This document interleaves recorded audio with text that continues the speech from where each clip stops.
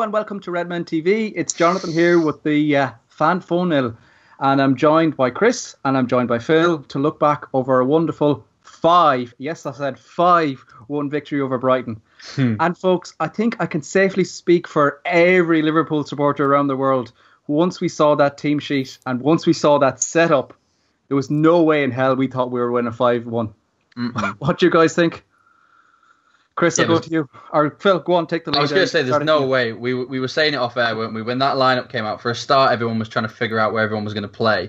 And then as it slowly dawned on us where everyone was going to play, I think everybody's heart sped up a little bit. And we were thinking this is going to be an interesting game. I don't think anybody predicted 5-1. No, you can't be predicting 5-1. You know what? We do the team news live and all that type of stuff before the game, and you're thinking to yourself, Chan and Lovren centre backs, Robertson, Trent, and one of the lads in the comment section was like, "Oh, what if it's 3 at the back?" And I was like, "Well, if it's 3 at the back, Milner's going to drop in as the left centre half, not our former left winger, who's converted into a centre mid, who's now being dropped into left centre half. Are you on crack?" No way. I think Paul hit I think it was the halftime show where he hit the nail on the head completely. It was like Genie Wallanum, a left winger converted into a number 10, converted into a centre midfielder, right footer, playing the left side of our back three with Emre Can away to Brighton. Absolute madness. I mean, we were jokingly saying before as well that given that there was a lot of runners in that back line, so Lovren likes to get forward, Robert, you can't stop him, Trent likes to get forward, and Chan thinks he's a midfielder. So I was expecting every time Mignolet put the ball out, it was going to be like a Hail Mary and everyone was just going to bomb it up the pitch. You got to get to the defence. It was like the first 15 minutes, I thought we struggled a little bit for control, and I thought Wijnaldum struggled a little bit with his position and stuff, but after that, it looked like they'd been playing this formation for ages. Like we were just inviting them to come and get the ball off our centre halves, and they were pinging a ball into the midfield, and away we went like it. I wonder how much they've trained on this, because the 2 games a week says to me they can't have trained loads on it, but they look dead comfortable in it, in that formation. I think they've practiced it earlier in the season. It was rumoured a couple of times, and particularly we had injuries and suspensions, that we were going to go 3 at the back. So I don't think it's Klopp puts out the team sheet and there we go, all the lads is 3 at the back. I definitely think it was practiced beforehand. How much can you practice when you've been playing 2 games a week? Well, and true. You definitely can't practice with 2 midfielders either side of your one fit centre half. But there was definitely a period of where we really struggled, and there was lads kind of like, oh, do I run here? Do you run there? But I think we were definitely helped a little by the way Brighton were sitting so deep and like sat in the halfway line. We're not going to push you forward, and they gave us an opportunity to pretty much grow into the game, and they gave us an opportunity to organise ourselves, which I think was really important. Yeah, to get comfortable, and you know. The goal that we got then was great because, you know, up until then we had, you know, it was typical Liverpool, this modern Klopp performance we've kind of discussed a number of times, is where we're not going gung-ho, we're kind of nice and compact, we pass the loads of possession, we're just taking a handy and we're just waiting for that opportunity to come. It comes from a corner, and I kind of mentioned it in the match reaction videos and stuff. We look, everyone knows what's going on with Emery with the contract situation, and there's definitely, you know, question marks over his commitment to the club, and it looks like he's not going to be here for very long. But look, we're not going to get into that. But there's no way you could doubt his commitment to win that header, to win that goal, because he just leaped over a couple of centre halves there, and you know, it's one of the most attacking headers you can get of a ball, and it really was. It set the complete, you know, course of the game after that. Until that goal, we were a little bit, I wonder what's going to happen here. We get the goal, and then what is it? 20 seconds, maybe 20 seconds of playing time later. Wow, we're on the breakaway, and you know, is there anything more effective or a joy to watch as our counter attack? That was a really enjoyable goal, wasn't it? I mean, I think I heard it was 76 seconds from the time the ball hit the net the first time to hitting it the second time. Yeah, 20 seconds of match time. That's crazy, isn't it? Absolutely crazy. Incredible. And in that time, Mignolet makes a save that changes the course of the game as well. Or was that the next one? No, that was when it was. I think it was the next one, wasn't it? Or it might even before. The game was just. Of course, because it was the counter attack, wasn't it? Where Coutinho plays the ball across to Firmino and stuff, and like what a wonderful move again. Absolutely superb, like.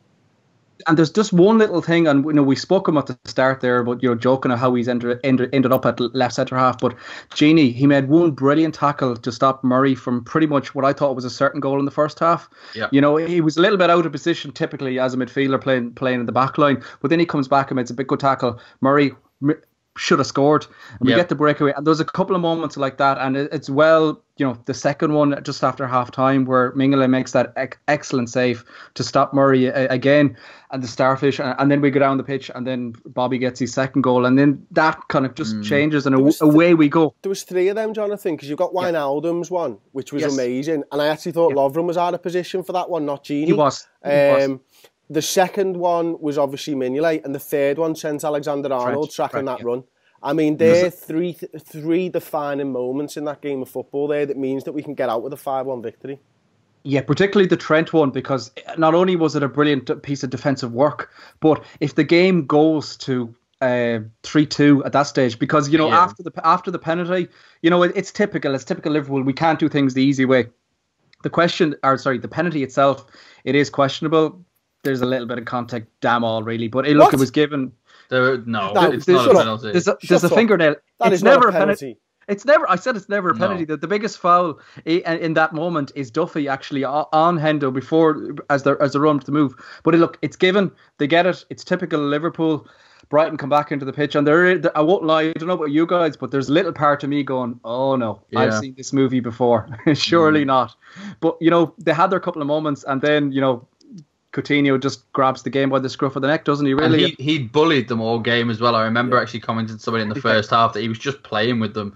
There were times that he didn't need to be doing stuff with the ball. There was a pass there, and he was just tapping it around people and dinking around. And there's 2 or 3 players around them. He's just having fun, which is a nice thing to see. But it doesn't half show the class difference that he's just absolutely toying with these professional footballers. It's mad. There's 2 of them. I mean, the first half ones, he's just spinning around players, isn't he, for a laugh? Yeah. He's missed 2 games, and we've not really needed him. And I think that was a little bit of part of it as well. It's like, actually, Phil, you know what? Barcelona, 150 million and all that. Don't really need you, And then he comes back in and goes, now, lads, you need me, look at this. Watch what I can do. I can pirouette and fucking double axel on the ball and take people on and all this type of stuff. And you're like, wow, Phil Coutinho, stand up. You deserve a round of applause for that performance. He was unbelievable. He was unbelievable. And he was clearly having some sort of competition with himself to see how many, nutmegs he could make in the game.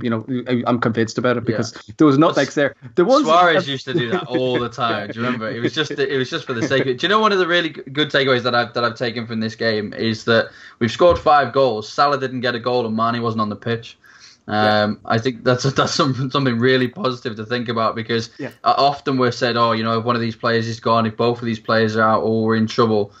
Didn't seem it tonight. I mean, and it was a formation, as we said, in a lineup that kind of shocked most. And what a result! They really pulled it out of the bag, and they played some stunning football. Firmino's goal, for example, I think was his first goal, not the tap through from Salah, the second one with Coutinho playing him through. Yeah. That was just such a sexy move. His first one, the move is incredible. It was awesome. And I loved, the second one for me was my favourite goal of the lot, really, because it was the big save, and then we go straight down the pitch, and then it's Salah, and not only is it Salah with the burning pace that we have. Look, I think I spoke on match reaction as well. There's players in the Premier League with pace, i.e. Walcott, that are just they run in straight lines and that's it, and it's brain dead and they mess it up. But just watch the little bit of movement from Salah. He tucks into the left just to give himself the angle, and he slots it back in, and then Bobby goes onto the free space and just tucks it away beautifully. What a team moving. But is there ever a bigger contrast between the options we have in our forward section compared to the options we have in our defensive line? Like, it's chalk and cheese at the moment, really, isn't it? It's nuts. It's mad, really. It does show like it was very, very poor planning from Klopp to not buy centre-backs. I think Liverpool fans know that. We all know that. We've been here before, haven't we? We've spoken about it how many times. Like, Matip picks up an injury, Gomez, Klavan's ill. I mean, it's just the squad's not deep enough, but we're quite lucky in that our attacking talent is absolutely amazing. Like, before Man United kicked off, we were the second highest scorers in the league. And I think they're now second highest scorers again because they're 2 up at the moment, I think, against Arsenal and stuff like. But I think we're in a fight for second place here. You know, we were 3 points behind United before this game. You know, the point difference is only 6. It's good that Tottenham drop points again. They're in a really poor run of form in the Premier League and stuff and domestically at the moment. And we're just scoring 4 goals and 3 goals for fun. Our goal difference is back to is it 14 now, our goal difference? We were negative goal difference for a few weeks there at the start of the season. Scoring 3 and scoring 4 every game. It's a very, very good time for Liverpool. It's interesting that you mentioned the Spurs because after the 4-1, yes, it was a horrendous day at the office and everyone's raving about Pochettino and the Spurs attacking options, etc. But since that 4-1, out of a possible 18 points, Spurs have picked up 5. Yeah, we have picked up 16 in that period. Yeah, and we only drew with Chelsea, didn't we? You know, our form is 5. Is it 5 wins and 1 draw since the Tottenham game in the Premier League? Sounds. I'll take that. Yeah, we'll take that. Scored about 20 goals in that time as well. And you factor in as well all the changes that we've been making every game. You know, the two of us, we do a team prediction. I do one on Twitter. You do the video afterwards. We're soon going to have to give it up because you can't just keep up with Klopp at the moment. He's just making these mental changes out of no place. I think today was the craziest one since West Ham when Mane came straight back into the team and no one was expecting it, and we just kind of went a bit nuts with that lineup as well. You know, I was actually thinking to myself when I heard that Matip might be out for a month. You'd like to think that Liverpool have planned this anyway, but I think it applies additional pressure that they're going to have to go out and sort somebody, whether it's Van Dijk, for example, that's been named over and over again, or whether it's somebody else. I think this period of Matip being out has shown us, yes, okay, we did a good result today, but it's weak at the back, and you're going to need to strengthen. And I don't think that can wait till the summer, personally. Yeah, especially if Matip continues to get it. If Matip's starting to remind me a little bit of a Daniel Agger type. Very, very good when he's on the field, but picks up way too many little injuries that keep him out. Yeah, and the trouble is it's a long time, and it's a lot of games between now and the opening of the January transfer window. So absolutely, we need to get the likes of Gomez and Clavin back on the pitch pretty quickly. Otherwise, we're looking at a scary thought of digging out some of the youngsters from the academy, and we don't want to go down that option yet. Yes, there is some very good defensive options there, but miles away from being thrown into big games because it's a huge week ahead. You know, we've got over this kind of Klopp, I would say, has managed, even with the injuries, especially, he's managed this situation very, very well. He's made loads of changes for the last 3 games in particular. Now we have a massive week. It's Moscow in the Champions League qualification and then the small matter of the derby on Sunday. So this is a case now where there's 2 kind of big games that we need to be pretty much first choice. So it's going to be very interesting to see, A, what way the players recover, and B, what Klopp goes with. But so, do you know, I was going to say that one of the massive positives that we can take from this is the fact that, and Chris, you mentioned it before, is how well the team gelled. So there are too many teams. So they were talking about Brighton today. I think Brighton have fielded the same starting 11 for the past 15 games, and it showed today. They were looking tired. And Liverpool need to avoid that. We need to avoid the injuries. We need to be able to rest key players. And the fact that the other players are coming into the squad and are looking so at home and so comfortable and pulling off results like today is a massive boost of confidence for Klopp as well, because he knows he's got the confidence to turn around to his bench and they're going to put in a good shift. Yeah, the Anfield Road did something on Friday, didn't they, about, like, you know, Liverpool fans, you know, on their podcast on Fridays, like, we're dead lucky. We're losing our head at Klopp making all these changes and all this type of stuff. But the teams like Brighton, and there's so many teams in this league who just don't have the ability to do that. So sometimes we think our squad is poor, but really by comparison to what other teams have got, we're well stacked at the moment. And, you know, 6 changes again today. He's been doing that 5, 4, 6 changes.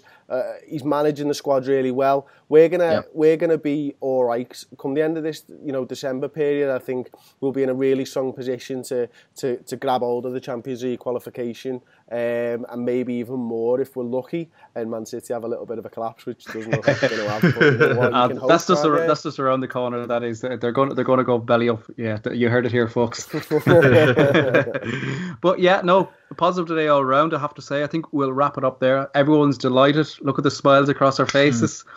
Yeah, I repeat, it's Liverpool 5. We love holding our hand. Any excuse to say 5 times, but 5 goals today, and there we are. Thanks for listening, folks. Make sure to give this video a thumbs up, subscribe to the Redmen TV, and we'll talk to you all very soon. Up the Reds!